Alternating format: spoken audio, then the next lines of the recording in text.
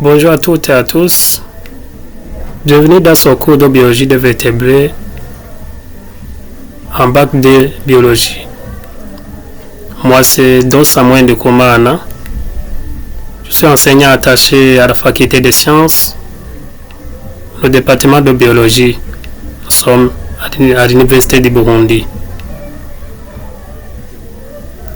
Alors, je vais vous présenter ici une brève introduction sur ce cours. Et là, nous allons voir c'est tous les objectifs du cours, mais aussi nous allons voir un peu le contenu et à la fin les modalités, que ce soit les modalités d'organisation et modalités d'évaluation de ce cours. Je vous souhaite la bienvenue dans ce cours. Et comme objectif, d'abord, objectif global, ça permettrait aux étudiants d'abord d'établir des distinctions dans l'ensemble des animaux, mais aussi d'analyser les aspects, surtout biologiques, de divers grands groupes de vertébrés. Mais d'une façon spécifique, l'étudiant ici sera capable d'abord décrire la morphologie, que ce soit la morphologie interne et la morphologie externe de ces grands groupes. Essayer de décrire les modes de reproduction de ces animaux vertébrés. En deuxième lieu, l'étudiant sera capable de dégager des grandes structures et les fonctions biologiques qui sont très fondamentales chez les organismes, notamment les animaux vertébrés.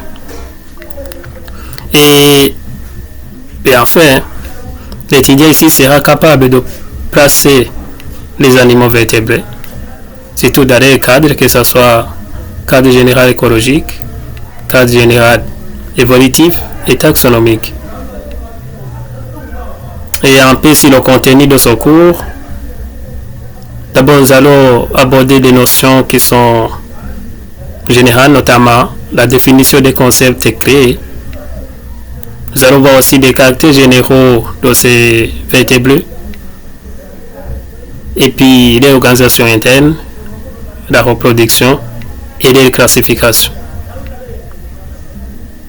Nous allons aussi voir la morphologie externe de ces organismes, l'organisation interne et classer quelques grands groupes de ces vertébrés, notamment les poissons, les amphibiens, les reptiles, les oiseaux, ainsi que les mammifères. Et enfin, nous allons faire une introduction ou une petite introduction sur l'anatomie comparée de ces vertébrés. Alors, comme modalité d'organisation et d'évaluation, d'abord au cours, il y aura l'enseignement magistral qui va durer 20 heures. Donc, ça nous allons avoir 5 séances. Et puis, les travaux pratiques au laboratoire, nous allons avoir 10 heures. Et comme modalité d'évaluation ici dans ce cours, d'abord, il y aura une évaluation qui est formative au cours de l'enseignement-apprentissage qui va compter sur 40% des points. Mais à la fin du cours, nous allons aussi une évaluation sommative qui va compter sur 60% des points. Alors je vous remercie d'abord pour la participation dans ce cours interactif et je vous souhaite plein succès dans votre apprentissage. Je vous remercie.